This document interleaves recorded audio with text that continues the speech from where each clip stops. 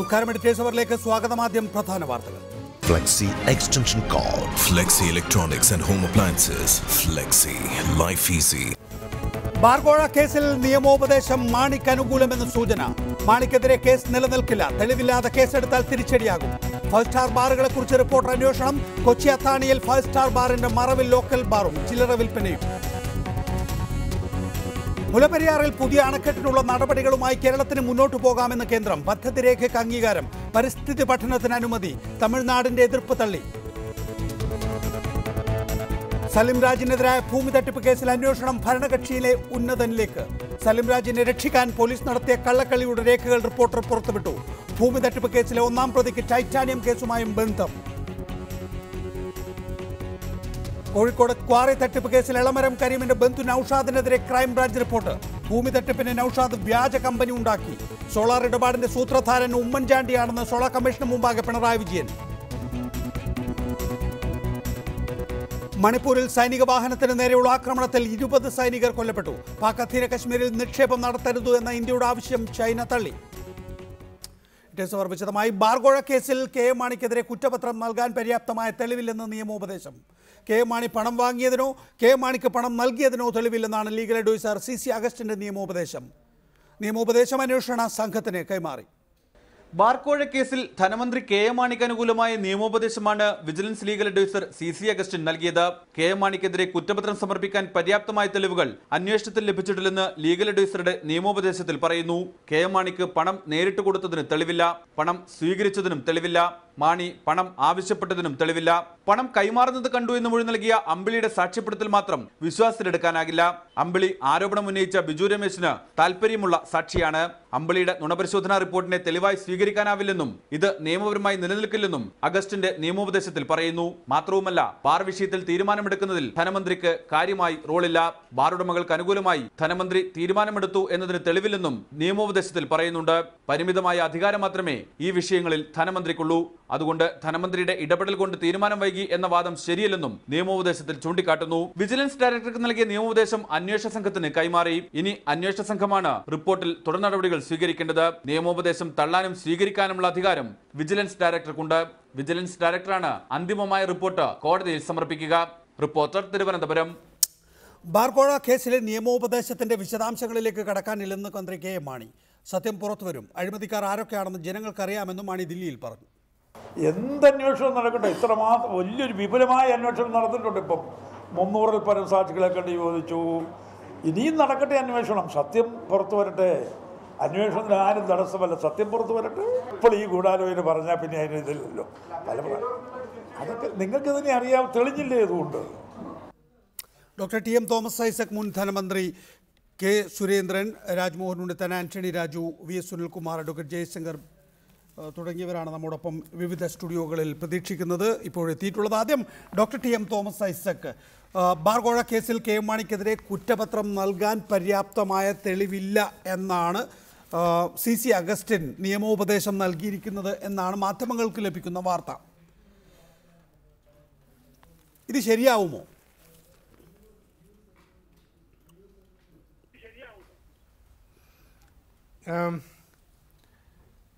ഈ അഗസ്റ്റിൻ തന്നെയാണ് പ്രഥമ ദൃഷ്ട്യാ കേസുണ്ടെന്നും FIR ഇട്ട് അന്വേഷണം നടത്തണമെന്നും ഉള്ള നിയമോപദേശം നൽകിയത്.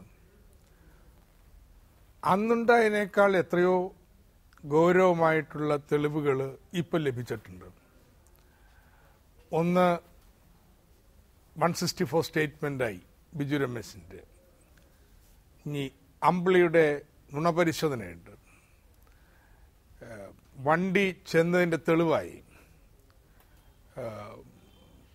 അതുപോലെ തന്നെ മൊബൈൽ ലൊക്കേഷൻസുകൾ അത് മാണിക്കെതിരാണ്.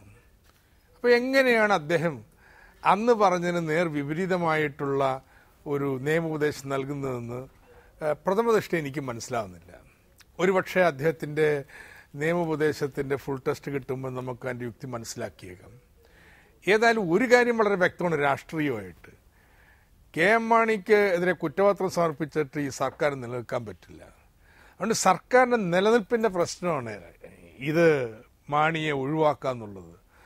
അത് ഞങ്ങൾ നേരത്തെ പറഞ്ഞുകൊണ്ടിരുന്ന കാര്യം തന്നെയാണ്. അവിടേക്കാണ് കാര്യങ്ങൾ എത്തിച്ചേർന്നിട്ടുള്ളത്. കേസ് അട്ടിമറിക്കുന്നതിന് AG അടക്കമുള്ളവർ ഇടപെട്ടിരിക്കുന്നു. ഇവിടെ ഡോക്ടർ TM തോമസ് ഐസക്, ശരിയാണ് താങ്കൾ പറഞ്ഞതുപോലെ അഗസ്റ്റിൻ തന്നെയാണ് നേരത്തെ നിയമോപദേശം നൽകിയത്. അതിനേക്കാൾ കൂടുതൽ തെളിവുകൾ ലഭിച്ചിട്ടുണ്ട്. ക്വിക്ക് വെരിഫിക്കേഷനിൽ നിന്ന് FIRലേക്ക് പോകാൻ നിദാനമായ കാരണം VV അഗസ്റ്റിൻ നൽകിയ നിയമോപദേശം തന്നെയാണ്. അപ്പോൾ രാജ്കുമാർ ഉണ്ണിയും അതുപോലെ മാണിക്ക് പണം നൽകിയെന്ന് ആരോപിക്കുന്ന ജോൺ കല്ലാട്ട് അടക്കമുള്ളവർ പണം നൽകിയിരുന്നില്ല എന്നായിരുന്നു പറഞ്ഞിരുന്നത്. പക്ഷെ മറ്റുള്ളവർ അങ്ങനെ ചില സൂചനകൾ നൽകുന്നതുകൊണ്ട് സംശയത്തിൻ്റെ അടിസ്ഥാനത്തിൽ സ്വാഭാവികമായും ക്വിക്ക് വെരിഫിക്കേഷനിൽ നിന്ന് FIRലേക്ക് പോയി. ഇനി FIRൽ നിന്ന് കുറ്റപത്രത്തിലേക്ക് പോകാനുള്ള സാഹചര്യം എടുക്കുക. ഈ സാഹചര്യത്തിൽ ഇവരെല്ലാം തന്നെയും തങ്ങൾ പണം നൽകിയെന്ന ബിജു രമേശിൻ്റെ വാദം നിഷേധിക്കുകയാണ് ചെയ്യുന്നത്. അപ്പോൾ കൂടുതൽ തെളിവുകളില്ല. ക്വിക്ക് വെരിഫിക്കേഷൻ കുറച്ചുകൂടി വിശാലമായ അർത്ഥത്തിൽ FIR ഇട്ട് അന്വേഷിച്ചു. 350-ലധികം സാക്ഷികളെ ചോദ്യം ചെയ്തു. അങ്ങനെ സാക്ഷികളെ ചോദ്യം ചെയ്തിട്ട് പോലും കുറ്റപത്രം സമർപ്പിക്കാൻ ആവശ്യമായ തെളിവുകൾ ആരാണോ പണം നൽകിയത് എന്നാണ് ആക്ഷേപമുള്ളത്, അവരിൽ നിന്ന് ലഭിക്കുന്നില്ല എന്ന കാരണത്താൽ അന്വേഷണം ഇവിടെ നിർത്തിക്കൂടെ?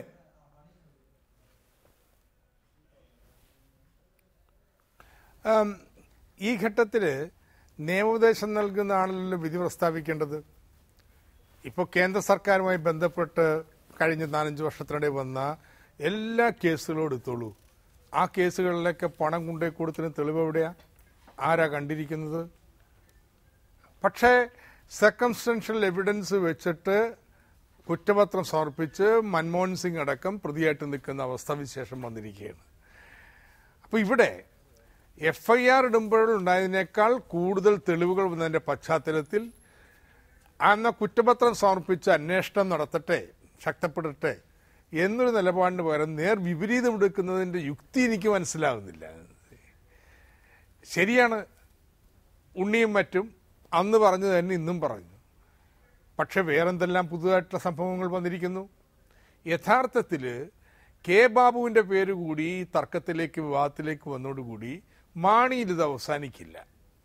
മാണിയെ കുറ്റപത്രം ചേർക്കുകയാണെങ്കിൽ അതേ മാനദണ്ഡ പ്രകാരം കെ ബാബുവും കൂടി പോകേണ്ടി വരും. അത് നമ്മുടെ ഈ സർക്കാരിൻ്റെ നിലനിൽപ്പിൻ്റെ പ്രശ്നമാണ്. അതുകൊണ്ട് രാഷ്ട്രീയമായിട്ടൊരിക്കലും ഈ കുറ്റപത്രം സമർപ്പിക്കുന്നതിന് സമ്മതിക്കാൻ UDFന് കഴിയുമായിരുന്നില്ല. ദയവായി തുടരുക. നമ്മോടൊപ്പം ആന്റണി രാജു ടെലിഫോൺ ലൈനിലുണ്ട്. ശ്രീ ആന്റണി രാജു, താങ്കളുടെ പ്രാഥമിക വാദം എന്താണ്? എന്തുകൊണ്ട് VV അഗസ്റ്റിൻ ഇങ്ങനെ ഒരു നിയമോപദേശം കൊടുത്തിരിക്കാം? ഡോക്ടർ ഐസക്കിന്റെ വാദങ്ങൾ വളരെ വിചിത്രമായിട്ടാണ് നമ്മളൊക്കെ കേട്ടുകൊണ്ടിരിക്കുന്നത്. കാരണം ഒരു FIR ഇടുന്നത് ഏത് ഘട്ടത്തിലാണ്? ഒരു ആരോപണം ഒരാൾക്കെതിരെ ഉന്നയിച്ചാൽ അതിനെ വിശ്വസിച്ചുകൊണ്ടാണ് ഒരു FIR ഇടുന്നത്. ആ ആരോപണം ഉന്നയിക്കപ്പെട്ട് കഴിഞ്ഞാൽ അതിന്റെ വിശദാംശങ്ങളിലേക്കും തെളിവുകളിലേക്കുമാണ് പോകുന്നത്. ഇവിടെ ശ്രീ ബിജു രമേശ് ഉന്നയിച്ച ആരോപണം എന്താണ്? KM മാണി ബാറുടമകളോട് പണം ചോദിച്ചു, ഇന്ന ആൾക്കാർ പണം കൊണ്ട് കൊടുത്തു എന്നാണ് ആരോപണം. ഇവിടെ ആ ബിജു രമേശ് മറ്റൊന്നുകൂടെ പറഞ്ഞു, ഇതിനൊക്കെ എന്റെ കയ്യിൽ ദൃശ്യ തെളിവുകളും ശബ്ദരേഖയും ദൃശ്യരേഖയും ഉണ്ട്. പക്ഷേ തെളിവിലേക്ക് കടന്നപ്പോൾ ആ ശബ്ദരേഖയും ദൃശ്യരേഖയും ബിജു രമേശ് കൊടുത്തില്ല എന്ന് മാത്രമല്ല, ആരൊക്കെയാണോ പൈസ കൊടുത്തു എന്ന് ബിജു രമേശ് പറഞ്ഞിട്ടുള്ളത് അവരെല്ലാം നിഷേധിച്ചു. ശരി, ശ്രീ ആന്റണി രാജു, താങ്കൾ പറഞ്ഞതുപോലെ അവരെല്ലാം നിഷേധിച്ചു എന്ന് പറയുമ്പോൾ ആരാണ്? ഒരു ജോൺ കല്ലാട്ടും ഒരു രാജ്കുമാർ ഉണ്ണിയും അങ്ങനെയാണല്ലോ. രാജ്കുമാർ ഉണ്ണി പിന്നീട് പറയുന്നത് എന്താണ്? രാജ്കുമാർ ഉണ്ണിക്ക് ഹോട്ടൽ ഓണേഴ്സ് അസോസിയേഷൻ്റെ വിശ്വാസ്യത കളഞ്ഞു കുളിക്കാനാവില്ല എന്ന് പറയുമ്പോൾ ഞങ്ങൾ പോയി പണം കൊടുത്തിട്ടുണ്ട്, പണം കൊടുത്തത് നാട്ടുകാരോട് വിളിച്ചു പറഞ്ഞാൽ നാളെ ഒരിക്കൽ കൂടി കൈക്കൂലി വാങ്ങാൻ ഒരു സ്ഥലത്ത് ചെന്നാൽ ആ കൈക്കൂലി അവർ വാങ്ങില്ല. കാരണം ഞങ്ങൾ നടത്തുന്ന ബിസിനസ് എല്ലാം തന്നെയും കൈക്കൂലി കൊടുത്ത് മാത്രം നടക്കുന്ന ബിസിനസ്സുകളാണ് എന്നാണ്. അല്ലെങ്കിൽ കേരളത്തിൽ കൈക്കൂലി കൊടുത്താലേ കാര്യങ്ങൾ നേടാനാകൂ. അതുകൊണ്ട് നാളെ ഒരാളുടെ അടുത്തേക്ക് കൈക്കൂലി കൊടുക്കാൻ ചെല്ലുമ്പോൾ ആ കൈക്കൂലി അവർ നിഷേധിക്കുന്ന ഒരു സമീപനം ഉണ്ടാകുമെന്ന ഭയത്താലാണ് രാജ്കുമാർ ഉണ്ണി അങ്ങനെ പറഞ്ഞതെന്നാണ്. നേരത്തെ ഐസക് ചില കൂടുതൽ കാര്യങ്ങൾ ചൂണ്ടിക്കാണിച്ചത് താങ്കൾ ശ്രദ്ധിച്ചില്ലേ ശ്രീ ആന്റണി രാജു? ഇവിടെ ബിജു രമേശിൻ്റെ 164 ഉണ്ട്. ബിജു രമേശിൻ്റെ ഡ്രൈവർ അമ്പിളിയുടെ നുണപരിശോധന പൂർത്തിയാക്കി. ആ നുണപരിശോധന അദ്ദേഹം നേരിട്ട് വിജിലൻസിന് നൽകിയ തെളിവിനെ ശരിവെക്കുന്നതായിരുന്നു. അത് കഴിഞ്ഞതിന് ശേഷം പ്രശാന്തിയിൽ പോയി പോലീസ് അന്വേഷണം നടത്തി. താങ്കളപ്പോൾ പറയും പ്രശാന്തി പോയിട്ടില്ല, ക്ലിഫ് ഹൗസ് കോമ്പൗണ്ടിൽ മാത്രമാണ് പോയിട്ടുള്ളത്. ശരി, ആ ഗേറ്റിൽ പോയി അവിടെ ബിജു രമേശിൻ്റെ കാറ് കടന്നുപോയതിൻ്റെ രേഖകളുണ്ട്. അത് കഴിഞ്ഞതിന് അതിനുശേഷം അതിനു മുമ്പ് തന്നെ മൊബൈൽ ടവറിൻ്റെ പരിശോധന നടത്തി. ആ മൊബൈൽ ടവറിൽ അവരുണ്ട്. അങ്ങനെ നിരവധി തെളിവുകളാണ് മാണിക്കെതിരെ ലഭിച്ചത്. അതൊന്നും ഗൗനിക്കുന്നില്ല എന്ന് പറയുമ്പോൾ ശ്രീ ആന്റണി രാജു, നിങ്ങളൊന്ന് ഓർക്കണം, ഇതിവിടെ അവസാനിക്കില്ല. നികേഷ്, ഒരു case prevention of corruption act അനുസരിച്ച് നിയമപരമായി ഒരു ചാർജ് ഷീറ്റ് കൊടുക്കണമെങ്കിൽ നിയമപരമായി നിലനിൽക്കുന്ന തെളിവുകൾ വേണം. 1, കൈക്കൂലി ആവശ്യപ്പെട്ടു എന്നൊരു വ്യക്തമായ തെളിവ് വേണം. 2, കൈക്കൂലി ആരെങ്കിലും കൊടുത്തു എന്ന് കൃത്യമായി പറയാൻ ഒരാളുണ്ടാകണം. 3, വഴിവിട്ട് എന്തെങ്കിലും സഹായം അവർക്ക് ചെയ്തു കൊടുത്തതായി തെളിവ് വേണം. ഇവിടെ ഡോക്ടർ ഐസക് പറഞ്ഞല്ലോ, കേന്ദ്രത്തിൽ ഒരുപാട് മന്ത്രിമാര്, രാജായ കനിമൊഴിയൊക്കെ, അവരുടെ കാര്യത്തിലേക്ക് എന്താ സംഭവിച്ചത്? കൈക്കൂലി വാങ്ങിച്ചിട്ട് കേന്ദ്ര ഗവൺമെന്റ് ഖജനാവിന് കോടികളുടെ നഷ്ടമുണ്ടാക്കുന്ന ഉത്തരവ് പുറപ്പെടുവിച്ചതിന്റെ വ്യക്തമായ തെളിവുകളാണ്. തുടർകക്ഷി ആന്റണി രാജു, ഞാൻ താങ്കളിലേക്ക് മടങ്ങിയെത്താം. അഡ്വക്കേറ്റ് ഉദയഭാനു, നേരിട്ടുള്ള തെളിവുകളുടെ അഭാവം, അതാണ് ശ്രീ ആന്റണി രാജു ചൂണ്ടിക്കാണിക്കുന്നത്. പ്രഥമ ദൃഷ്ട്യാ അതിൽ കഴമ്പുണ്ടെന്ന് തോന്നും.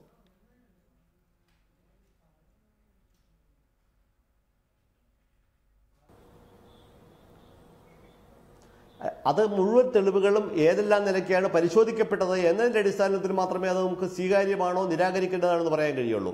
ശ്രീ നികേഷ് തന്നെ ഒരു ചർച്ചയിൽ ഈ ഇടപെട്ട് സംസാരിച്ചപ്പോൾ ഓർക്കുന്നുണ്ടാകും, പാലക്കാട് ഹോട്ടൽ ഗ്രൂപ്പ് സൂര്യ ഗ്രൂപ്പിൻ്റെ ഉടമ ശ്രീ രാധാകൃഷ്ണൻ, അദ്ദേഹം ശ്രീ കുഞ്ഞാലിക്കുട്ടിയുമായിട്ട് നടത്തിയ സംഭാഷണം. അപ്പോൾ കുഞ്ഞാലിക്കുട്ടി പറഞ്ഞത് എന്താ? വാങ്ങാതിരുന്നുകൊണ്ട് രക്ഷപ്പെട്ടു എന്ന്. അതിൻ്റെ അർത്ഥം ഈ കൊടുക്കൽ വാങ്ങലുകൾ നടന്നിട്ടുണ്ട്. ഇവിടെ ബിജു രമേശ് ഒരാൾ മാത്രമായിട്ട് നിരായുധനായി നിൽക്കുകയല്ല. അദ്ദേഹത്തിൻ്റെ വ്യവസായ താല്പര്യങ്ങൾ സംരക്ഷിക്കപ്പെടുന്നില്ല എന്ന് വന്നപ്പോഴല്ല ഈ പരാതിയുമായിട്ട് വന്നത്. ഈ കാര്യങ്ങളിൽ അവരുടെ അസോസിയേഷൻ ആകെ തീരുമാനമെടുത്ത് പണം കൊടുക്കുകയും കൊടുത്ത പണത്തിന് യാതൊരു നന്ദിയും കാണിക്കാതെ ഏറ്റിരുന്ന കാര്യങ്ങൾ ചെയ്യാതെ ചെയ്യുന്ന ഒരു ഘട്ടത്തിൽ പൊതുസമൂഹത്തോടാണ് അവർ വെളിപ്പെടുത്തിയത്. ആ പൊതുസമൂഹത്തോടുള്ള വെളിപ്പെടുത്തലിന്റെ അടിസ്ഥാനത്തിലാണ് പിന്നീട് കേസായിട്ട് രൂപാന്തരപ്പെട്ടത്. ആ കേസിന്റെ നാൾ വഴികളിൽ ഒരുപക്ഷെ സ്വന്തം വ്യവസായ താല്പര്യങ്ങൾ സംരക്ഷിക്കാൻ നിർബന്ധിതമായിട്ടുള്ള മറ്റ് ഹോട്ടൽ ഉടമകൾ അവരൊരുപക്ഷെ പിന്മാറി നിൽക്കേണ്ട മറ്റ് പലതരത്തിലുള്ള ഓഫറുകളുടെ അടിസ്ഥാനത്തിൽ ഒരുപക്ഷെ സുപ്രീം കോടതിയിൽ കിടക്കുന്ന കേസിൽ സഹായിക്കാമെന്ന് പറഞ്ഞിട്ടുണ്ടാകാം. കൂടുതൽ ബിയർ ആൻഡ് വൈൻ പാർലറുകൾ തുടക്കാമെന്നുള്ള ഓഫറുകൾ ഉണ്ടാകാം. അതിന്റെ എല്ലാ അടിസ്ഥാനത്തിൽ, കാരണം ഈ കൊടുത്തു എന്ന് പറയപ്പെടുന്ന ശക്തമായിട്ടുള്ളൊരു ഭരണ സംവിധാനമാണ്. ആ സംവിധാനത്തിന്റെ പ്രതിനിധികളെല്ലാം തന്നെ ഇപ്പോൾ നിലനിൽക്കുന്നവരാണ്. ആ സംവിധാനം ആകെ തന്നെ നിലനിൽക്കുന്നുണ്ട്. ആ സംവിധാനത്തിന്റെ മുമ്പിൽ പിടിച്ചു നിൽക്കാനായിട്ട്, പതറാതെ പിടിച്ചു നിൽക്കാനായിട്ട് ചങ്കുറപ്പ് കാണിച്ച് ബിജു രമേശിനെ പിന്തുണയ്ക്കാൻ ഒരുപക്ഷെ മറ്റു പല താല്പര്യങ്ങളുടെ അടിസ്ഥാനത്തിൽ വ്യവസായികൾ വന്നിട്ടുണ്ടാവില്ല. എന്നാലും ശേഖരിക്കപ്പെട്ട തെളിവുകളുടെ അടിസ്ഥാനത്തിൽ തീർച്ചയായിട്ടും ഇത് ഒരു കുറ്റപത്രത്തിലേക്ക് പോകേണ്ടതാണെന്നാണ് ഞാൻ മനസ്സിലാക്കുന്നത്. ശ്രീ രാജ്മോഹൻ ഉണ്ണിത്താൻ, ഇവിടെ നേരത്തെ ചില കാര്യങ്ങളൊക്കെ തന്നെയും doctor T M Thomas Isaac ചൂണ്ടിക്കാണിച്ചിരുന്നു. പിന്നീട് ശ്രീ ആന്റണി രാജുവും അതേക്കുറിച്ച് പറഞ്ഞിരുന്നു. ഒരു 164 അമ്പിളിയുടെ നുണപരിശോധന, അതുപോലെ മൊബൈൽ ടവർ, ഗാർഡ് റൂമിലെ രജിസ്റ്റർ. ഇപ്പോൾ അഡ്വക്കേറ്റ് ഉദയഭാനു ചൂണ്ടിക്കാണിക്കുന്നു, ശരിയാണ്, VM രാധാകൃഷ്ണൻ എന്ന പാലക്കാട്ടെ ബാർ ഉടമ ഒരു ദിവസം ബാർ ഹോട്ടൽ ഓണേഴ്സ് അസോസിയേഷൻ്റെ യോഗത്തിൽ പറയുകയാണ്, രാവിലെ കുഞ്ഞാലിക്കുട്ടി വിളിച്ചിരുന്നു, നിങ്ങൾ അധികം തെളിവൊന്നും കൊടുക്കണ്ട, പക്ഷെ ഞാൻ അന്ന് വാങ്ങാതിരുന്നത് നന്നായില്ലേ? അപ്പോൾ VM രാധാകൃഷ്ണൻ ചോദിക്കുകയാണ്, നിങ്ങൾ മാത്രമേ വാങ്ങാതിരുന്നിട്ടുള്ളൂ, ബാക്കിയുള്ളവരെല്ലാം വാങ്ങിയിട്ടുണ്ടെന്ന്. അതെനിക്കറിയാം, പക്ഷേ ഞാൻ അന്ന് എന്തായാലും വാങ്ങാതിരുന്നത് ജോറായില്ലേ എന്ന്. പിന്നീട് ഒരു ടെലിവിഷൻ അഭിമുഖത്തിൽ ഇതേ ചോദ്യം തന്നെ കുഞ്ഞാലിക്കുട്ടിയുടെ മുന്നിൽ വരികയാണ്. കുഞ്ഞാലിക്കുട്ടി പറയുന്നു, ശരിയാണ്, ബാർ ഉടമകൾ എൻ്റെ അടുത്ത് പണമായി വന്നിരുന്നു, ഞാനത് വേണ്ട എന്ന് പറഞ്ഞു, എൻ്റെ കൾച്ചറല്ല അത് എന്ന്. എൻ്റെ കൾച്ചറല്ല അത് എന്ന് ഒരു മന്ത്രി പറയുകയാണ്. അപ്പോൾ വേറെ ആരൊക്കെയോ അല്ലെങ്കിൽ വേറെ ഏതൊക്കെയോ മന്ത്രിമാരുടെ കൾച്ചറായി ഈ പണം വാങ്ങൽ നിൽക്കുന്നു എന്നാണ് വരികൾക്കിടയിലൂടെ നമുക്ക് വായിക്കാനുള്ളത്. ഇത്രയധികം തെളിവുകൾ ഉണ്ടായിട്ടും ശ്രീ രാജ്മോഹൻ ഉണ്ണിത്താൻ നാണമില്ലേ ഈ സർക്കാരിന് കേസ് പോലും എടുക്കാതെ വിടാൻ?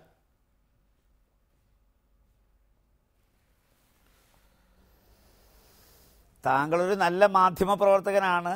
അപ്പോൾ ഇത്രയും അധികം തെളിവുകളെന്ന് പറഞ്ഞാൽ താങ്കളുടെ മുമ്പിൽ എന്ത് തെളിവാണ് ഉള്ളത്? ഒരു തെളിവുമില്ല. പിന്നെ ഇവിടെ വക്കീലന്മാർ നമ്മൾ മനസ്സിലാക്കണം, വക്കീലന്മാർ ധാർമ്മികതയുടെ പേരിൽ കേസെടുക്കുന്നവരല്ലല്ലോ. വക്കീലന്മാർക്ക് ഫീസ് കിട്ടിയാൽ അവർ ഏത് കേസും ഏറ്റെടുക്കും. അവർ മോഷണ കേസ് ഏറ്റെടുക്കും, ബലാത്സംഗ കേസ് ഏറ്റെടുക്കും, രാജ്യദ്രോഹ കുറ്റം ചെയ്തിട്ടുള്ള ആളുകളെ രക്ഷിക്കാൻ. അതൊരു വക്കീലിൻ്റെ പ്രൊഫഷൻ്റെ ഭാഗമാണ്. അപ്പോൾ സ്വാഭാവികമായി അവർക്ക് ഫീസ് കിട്ടുന്ന അല്ലെങ്കിൽ നല്ല കക്ഷികളെ കിട്ടിയാൽ ആ കക്ഷികൾ ഏൽപ്പിക്കുന്ന കേസിൽ ആ കക്ഷികളെ രക്ഷപ്പെടുത്താനായി അവസാന ശ്വാസം വരെ വക്കീലന്മാർ കേസ് വാദിക്കും. It's quite natural. അതിന് ഞാൻ അവരെ ആരെയും പഴിക്കുന്നില്ല. പക്ഷേ ഇവിടെ ഈ വക്കീൽ ഉദയഭാനു പറഞ്ഞ പോലെ ബിജു രമേശ് എന്ന് പറയുന്ന ബാറുകാരൻ്റെ ആരോപണത്തിൻ്റെ അടിസ്ഥാനത്തിലല്ല ഇവിടെ കേസെടുത്തിരിക്കുന്നത്. കേസെടുത്തിരിക്കുന്നത് കേരളത്തിലെ പ്രതിപക്ഷ നേതാവ് രേഖാമൂലം വിജിലൻസ് ഡയറക്ടർക്ക് എഴുതി കൊടുത്ത ഒരു പരാതിയുടെ അടിസ്ഥാനത്തിലാണ് കേസെടുത്തിരിക്കുന്നത്. ആ പരാതിക്കകത്ത് അദ്ദേഹം പറഞ്ഞിട്ടുള്ള സകല ആളുകളെയും വിളിച്ച് ചോദ്യം ചെയ്തിട്ട് ആ ചോദ്യം ചെയ്ത വിജിലൻസിന് യാതൊരു തെളിവുകളും കിട്ടിയില്ല. എത്രയോ ദിവസം അവർ തെളിവെടുപ്പ് നടത്തി. അവസാനമാണ് ശ്രീ സുനിൽകുമാർ കോടതിയിൽ പോയത്. ഇത് അനന്തമായി നീട്ടിക്കൊണ്ടുപോകാൻ ശ്രമിക്കുന്നു, മാണിയെ രക്ഷിക്കാൻ ശ്രമിക്കുന്നു, മാണിയുടെ പേരിൽ കേസെടുക്കുന്നില്ല. അപ്പോൾ കോടതി തന്നെ ഇടപെട്ടിട്ട് പറഞ്ഞു, നിഷ്പക്ഷമായി നീതിപൂർവമായി സുതാര്യമായി നിങ്ങൾക്ക് സമയമെടുത്ത് അന്വേഷിക്കാം. ഗവൺമെന്റിനെ ഭയപ്പെടേണ്ട, മുഖ്യമന്ത്രിയെ ഭയപ്പെടേണ്ട, മന്ത്രിയെ ഭയപ്പെടേണ്ട. അപ്പോഴാണ് സുനിൽകുമാർ സുപ്രീം കോടതിയുടെ പ്രശസ്തമായ ഒരു വിധിയുമായി രംഗത്ത് വന്നത്, Lalithakumari versus government of Uttar Pradesh. അതിന്റെ അടിസ്ഥാനത്തിലാണ് FIR ഇട്ടതും കേസെടുത്തും ഒക്കെ. ഇപ്പൊ നമുക്കറിയാമല്ലോ നികേഷേ, വിജിലൻസ് സർവസമ്മതനായ ഒരാളാണ് ഈ കേസിന്റെ ചുമതലക്കാരൻ ശ്രീ വിൻസെന്റ് പോൾ. നമ്മുടെ തോമസ് ഐസക്കിന് പോലും അദ്ദേഹത്തെക്കുറിച്ച് എതിരഭിപ്രായം ഉണ്ടാകില്ല. അദ്ദേഹം സുകേഷിനെ കേസേൽപ്പിച്ചു, അന്വേഷണം പൂർത്തിയായി, അതിന്റെ റിപ്പോർട്ട് വിജിലൻസ് ഡയറക്ടർക്ക് ഏൽപ്പിച്ചു. ഈ നിയമോപദേശം എന്ന് പറയുന്ന ഒന്നും ഞാൻ വിശ്വസിക്കുന്നില്ല. അപ്പൊ വിജിലൻസ് ഡയറക്ടർക്ക് ഇതിൽ യുക്തമായ ഒരു തീരുമാനമെടുക്കാം. ഇപ്പോ നിയമോപദേശം തേടിയെന്ന് പറഞ്ഞാൽ നിയമോപദേശം സ്വീകരിക്കാം, തള്ളിക്കളയാം.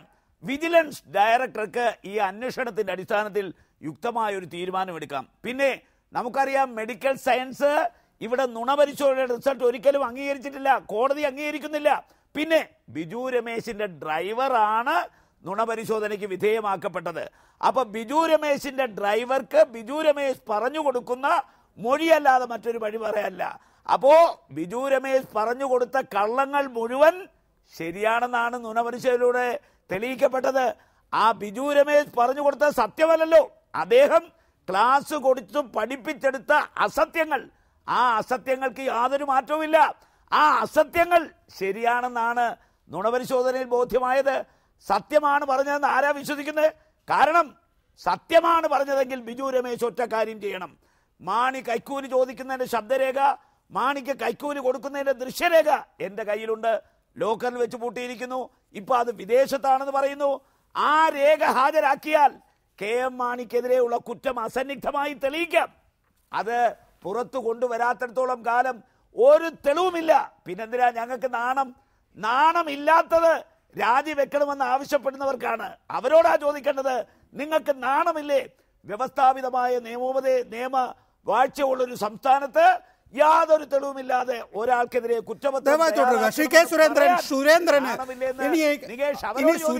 നാണമില്ലേ എന്നുള്ള ചോദ്യം ഞാൻ ചോദിക്കട്ടെ. സുരേന്ദ്ര, താങ്കൾ അടക്കമുള്ളവർ നിത്യേന KM മാണിക്കെതിരെ ആക്ഷേപം ഉന്നയിക്കുന്നു. ഇവിടെ സുകേശിനെ കുറിച്ച് നിങ്ങൾക്ക് അഭിപ്രായ വ്യത്യാസമില്ല, ജേക്കബ് തോമസിനെ കുറിച്ച് നിങ്ങൾക്ക് അഭിപ്രായ വ്യത്യാസമില്ല, CC അഗസ്റ്റിനെ കുറിച്ച് നിങ്ങൾക്ക് അഭിപ്രായ വ്യത്യാസമില്ല, വിൻസെന്റ് പോളിനെ കുറിച്ച് നിങ്ങൾക്ക് അഭിപ്രായ വ്യത്യാസമില്ല. ഇവർ അന്വേഷണം പൂർത്തിയാക്കിക്കൊണ്ടിരിക്കുന്നു.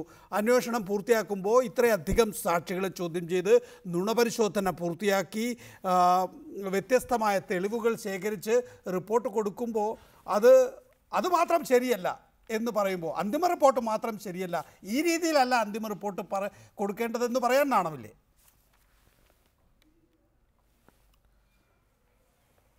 അല്ല, മറിച്ചെന്തെങ്കിലും പ്രതീക്ഷിച്ചവർക്ക് മാത്രമേ അത്ഭുതത്തിന് അവകാശമുള്ളൂ. ഞാൻ ഇതിനപ്പുറം ഒന്നും പ്രതീക്ഷിച്ചിട്ടില്ല. കാരണം KM മാണിക്കെതിരെ ഈ കേസിൽ അന്വേഷണം നടന്നാൽ, കുറ്റപത്രത്തിൽ അദ്ദേഹത്തിന്റെ പേര് വന്നാൽ, 164 സ്റ്റേറ്റ്മെന്റ് കൊടുത്തിട്ടുള്ള ബാബു 10 കോടി രൂപ അഴിമതി നടത്തി എന്നുള്ള ആരോപണ വിധേയനായി ബാബുവിനെതിരെ കേസെടുക്കേണ്ടി വരും, ഉമ്മൻചാണ്ടിക്കെതിരെ കേസെടുക്കേണ്ടി വരും, ആഭ്യന്തര മന്ത്രിക്കെതിരെ കേസെടുക്കേണ്ടി വരും, നമ്മുടെ റവന്യൂ മന്ത്രിക്കെതിരെ കേസെടുക്കേണ്ടി വരും, നമ്മുടെ ആരോഗ്യ മന്ത്രിക്കെതിരെ കേസെടുക്കേണ്ടി വരും. ഏറ്റവും ചുരുങ്ങിയത് 5 മന്ത്രിമാർക്കും 5 MLA-മാർക്കും എതിരെ കേസെടുക്കേണ്ടി വരും. അതുകൊണ്ട് ഇത് മാണി സാറെ ലെഫ്റ്റിലേക്ക് പോവാതിരിക്കാൻ വേണ്ടിയിട്ടുള്ള നീക്കങ്ങളല്ലേ. കുറേ ദിവസങ്ങളായി അന്വേഷിച്ച് അന്വേഷിച്ച് കെ മാണിക്ക് ഇനി 6 മാസേ ബാക്കിയുള്ളൂ. ഇനി ഒരിക്കലും ഇടതുപക്ഷത്തിലേക്ക് പോവാതിരിക്കാൻ വേണ്ടിയിട്ടുള്ള കോൺഗ്രസിന്റെ വളരെ തന്ത്രമാണ്. മാണി സാറിന് അറിയാം അയാൾക്ക് 2 കോടിയെ കിട്ടിയിട്ടുള്ളൂ. പക്ഷെ 5 കോടിയും 10 കോടിയും കിട്ടിയവരിവിടെ ധാരാളം വേറെയുണ്ട്. അതുകൊണ്ട് കേരളത്തിലെ ജനങ്ങൾ ആരും ഈ കേസിൽ കേരള ഗവൺമെന്റിന്റെ അന്വേഷണത്തിൽ വിശ്വസിക്കുന്നില്ല. പക്ഷേ ഇന്ന് വേറൊരു അന്വേഷണത്തിൽ ഇവിടെ ഒരു പ്രതിയെ അറസ്റ്റ് ചെയ്തിട്ടുണ്ട്, മുഖ്യമന്ത്രിയുടെ ഗവൺമെന്റ്. അത് കേന്ദ്രം അന്വേഷിച്ചതാണ്. കേരള ഗവൺമെന്റ് സലീം രാജിന് ക്ലീൻ ചിറ്റ് കൊടുത്തതാണ്. ഒരു കമ്മീഷണർ ഓഫ് പോലീസ് തന്നെ ഈ സലീം രാജിനെതിരായിട്ട് ആളുകൾ ഗൂഢാലോചന നടത്തുകയാണെന്ന് പറഞ്ഞ ഒരു കേസിൽ ഇന്ന് CBI അന്വേഷിച്ചിട്ടുണ്ട്. ഇപ്പോൾ VS സുനിൽകുമാർ CBI കേസിൽ ഇത് കോടതിയിൽ പോകുമെന്നാണ് പറയുന്നത്. അങ്ങനെ പോവാൻ VS സുനിൽകുമാർ തയ്യാറാവുകയും കോടതിയിൽ കേന്ദ്ര ഗവൺമെന്റിന്റെ ഭാഗത്ത് വക്കീലന്മാർ സംസാരിക്കേണ്ടി വരികയും ചെയ്യുമ്പോൾ നമുക്ക് ഭാഗ്യമുണ്ടെങ്കിൽ ഈ കേസ് CBIക്ക് വിടാം. അതല്ലാതെ കേരളത്തിൽ ഒരു കേസും ഈ ഗവൺമെന്റ് വന്നതിന് ശേഷം ഒരു അഴിമതി കേസും ഈ തെളിയിച്ചിട്ടില്ല. കാരണം എല്ലാവരും ഇത് എന്തിനാ നിങ്ങൾ വിൻസെന്റ് എംബോളിനെ പറയുന്നത്? ADGP ഹേമചന്ദ്രൻ നല്ല ഉദ്യോഗസ്ഥനല്ലേ, അയാളെ കൊണ്ടല്ലേ ഈ സോളാർ കേസ് മുഴുവൻ അട്ടിമറിപ്പിച്ചത്? വിൻസെന്റ് എംബോൾ ആയാലും ആരായാലും ശരി, ഈ ഗവൺമെന്റിന്റെ കാലത്ത് ഒരു കേസും മര്യാദയ്ക്ക് നടക്കില്ല.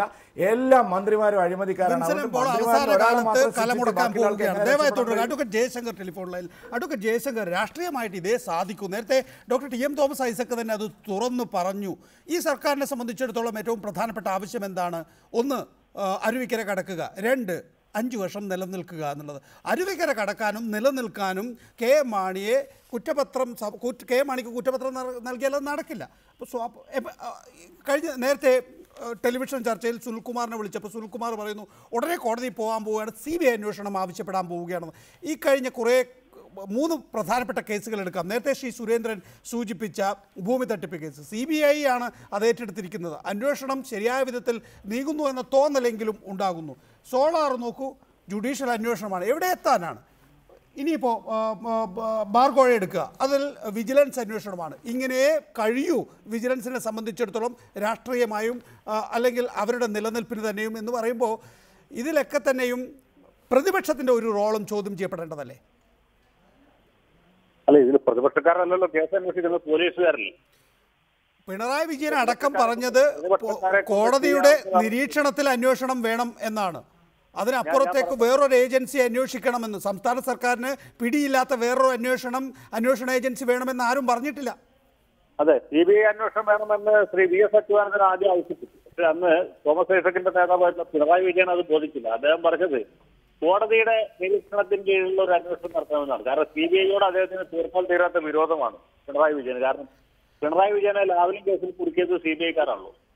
ഈ കേസിൽ എന്തെങ്കിലും തുമ്പടാകണമെങ്കിൽ നേരത്തെ സുരേന്ദ്രൻ ഇവിടെ പറഞ്ഞ പോലെ CBI അന്വേഷിക്കണം. CBI അന്വേഷിച്ചാൽ തെളിവുണ്ടാവും, മാണി സാറ് കമ്പി പിടിക്കും, അതിൽ ആ ഒരു സംശയം. പക്ഷെ ഇവിടെ ആർക്കും അതിനൊന്നും നിർബന്ധമില്ല. മാണി തന്നെ ഇപ്പൊ ഈ കേസിൽ പ്രതിയായത് എന്തുകൊണ്ടാണ്? ഈ ഒരു ആരോപണം പുറത്തു വന്നത് എന്തുകൊണ്ടാണ്? മാണിയുടെ പേരുള്ള ആരോപണം എന്താ? അദ്ദേഹം 3 ഗഡുവായിട്ട് 1 കോടി രൂപ വാങ്ങിക്കുന്നു. 1 ഗഡുവായിട്ട് 10 കോടി രൂപ അടിച്ച ബാബു യോഗ്യനായിട്ട് നടക്കണം. കാശ് മേടിച്ച വേറെ എത്ര ആളുകൾ ഈ മുന്നണിക്കകത്തുണ്ട്, ഈ മന്ത്രിസഭയ്ക്കകത്തുണ്ട്? അവർക്കെതിരായിട്ടൊക്കെ അന്വേഷണമുണ്ടോ? എന്തെങ്കിലും അന്വേഷണമുണ്ടോ? മാണി ചെയ്ത തെറ്റ് 1 കോടി വാങ്ങിക്കുന്നുള്ളതല്ല. നേരെ മറിച്ച് അദ്ദേഹം CPM-മായി ചേർന്ന് ഇടതുമുന്നണിയിലേക്ക് ചേരാൻ, ഇടതുമുന്നണിയിലേക്ക് പോകാൻ ആലോചിച്ചു. അതാണ് അദ്ദേഹം ചെയ്ത കുറ്റം. അതിനാണ് ഈ അന്വേഷണം നടന്നത്. അതിനാണ് അദ്ദേഹത്തെ മുൻനിരയിൽ നിർത്തിയത്. അങ്ങനെയാണ് അദ്ദേഹത്തിന്റെ 50 കൊല്ലത്തെ പാർലമെന്ററി ജീവിതത്തിനും 25 കൊല്ലത്തെ മന്ത്രിയായിട്ടുള്ള ജീവിതത്തിനും ഇത്ര വലിയ കരുത്തുകൾ വീഴ്ത്തിയത്. ഇതിന് രാഷ്ട്രീയമാണ് ഞാൻ പറഞ്ഞത്.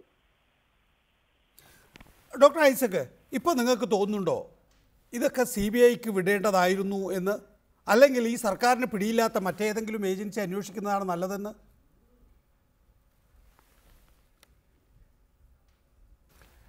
ഞങ്ങളെടുത്ത നിലപാട് ഇത് കോടതിയുടെ നിരീക്ഷണത്തിന് കീഴിൽ അന്വേഷണമാവുന്നു. ഞങ്ങൾ കോടതിയെ സമീപിച്ചു. കോടതി പറഞ്ഞത് ഈ ഘട്ടത്തിൽ ഇടപെടുന്നില്ല, സ്വതന്ത്രമായിട്ട് പോലീസ് അന്വേഷണം നടത്തണം, ഇനി പിന്നീട് ആവശ്യമെങ്കിൽ പരാതിക്കാർക്ക് കോടതിയെ വീണ്ടും സമീപിക്കാമെന്നാണ്. അതുകൊണ്ട് ഞങ്ങൾ വീണ്ടും കോടതിയെ സമീപിക്കുന്നതിന് യാതൊരു സംശയവും അക്കാര്യത്തിൽ വേണ്ട. അപ്പോൾ അതാണ് ഞങ്ങളുടെ സമീപനം. ഇനി കോടതി നിലപാടിൻ്റെ അടിസ്ഥാനത്തിൽ ഇനി വേറെ എന്തെങ്കിലും നിലപാട് സ്വീകരിക്കണമോ, വേറെ ഏതെങ്കിലും ഏജൻസി കൊണ്ട് അന്വേഷണം നടത്തണമോ എന്നുള്ള കാര്യങ്ങൾ ഞങ്ങൾ ചർച്ച ചെയ്യാനിരിക്കുന്നേ. എന്തുകൊണ്ട് അങ്ങനെ സമീപനം കൈക്കൊണ്ടു? ഇപ്പം സുരേന്ദ്രൻ പറഞ്ഞല്ലോ, മാണിയെ പേടിപ്പിച്ച് കൂടെ നിർത്താനുള്ള തന്ത്രത്തിൻ്റെ ഭാഗമാണെന്ന് വെച്ചാൽ രാഷ്ട്രീയമായ നിലപാടിലാണ് UDF എടുത്തത്. ഇത് തന്നെയാണ് സുരേന്ദ്രൻ. ഇവിടെ BJP ഈ CBI അന്വേഷണമൊക്കെ നടത്തുമെങ്കിലും ഭരിക്കുന്നവർക്ക് അതിനെ കരുവാക്കാൻ പറ്റും. അങ്ങനെ കേരള രാഷ്ട്രീയത്തിലേക്ക് BJP കയറി കളിക്കേണ്ടെന്ന് ഞങ്ങൾക്ക് താല്പര്യമില്ല. കേരള രാഷ്ട്രീയത്തിൽ BJP കയറി കളിക്കുന്നത് ഞങ്ങൾക്കിഷ്ടമല്ല. അത് നിൽക്കട്ടെ അവിടെ. VS Sunilkumar MLA ടെലിഫോണിലായി. VS Sunilkumar, ഇനി കോടതിയിലേക്ക് പോകുന്ന ആൾ താങ്കളാണല്ലോ. കോടതിയിലേക്ക് പോയിട്ട് എന്താണ് ആവശ്യപ്പെടുക? ഞങ്ങൾ ഈ സാഹചര്യത്തിൽ ഈ നിയമോപദേശം ഈ പത്രവാർത്തകളിലൂടെയും അതുപോലെ ദൃശ്യമാധ്യമങ്ങളിൽ കേൾക്കുന്ന അനുസരിച്ചാണ് നിയമോപദേശമെങ്കിൽ തീർച്ചയായിട്ടും CBIയുടെ എൻക്വയറി ആവശ്യപ്പെട്ടുകൊണ്ട് കോടതിയെ സമീപിക്കും. ഒരു സംശയം വേണ്ട. കാരണം ഈ ഘട്ടത്തിൽ നമ്മൾ 2-3 കാര്യങ്ങൾ ഓർക്കേണ്ടതുണ്ട്.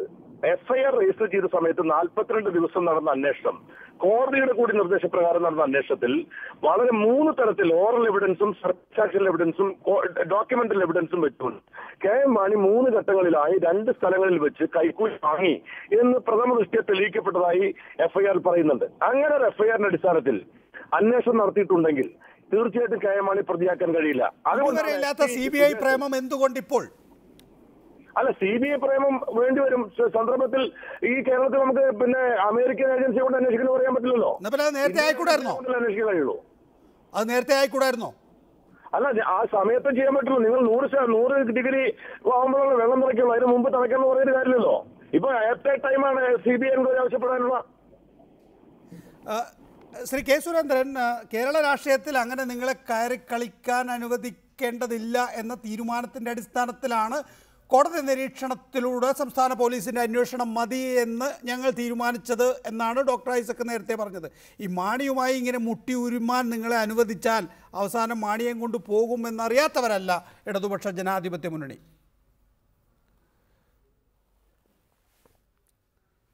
അല്ല, ശ്രീ തോമസ് ഐസക്, ബഹുമാനപ്പെട്ട തോമസ് ഐസക് അത്രയും ഓപ്പൺ ആയതിൽ ഞാൻ അദ്ദേഹത്തിനെ അഭിനന്ദിക്കുന്നു. കാരണം ഒരു രാഷ്ട്രീയ പാർട്ടിയുടെ നേതാവ് അങ്ങനെ പറഞ്ഞല്ലോ.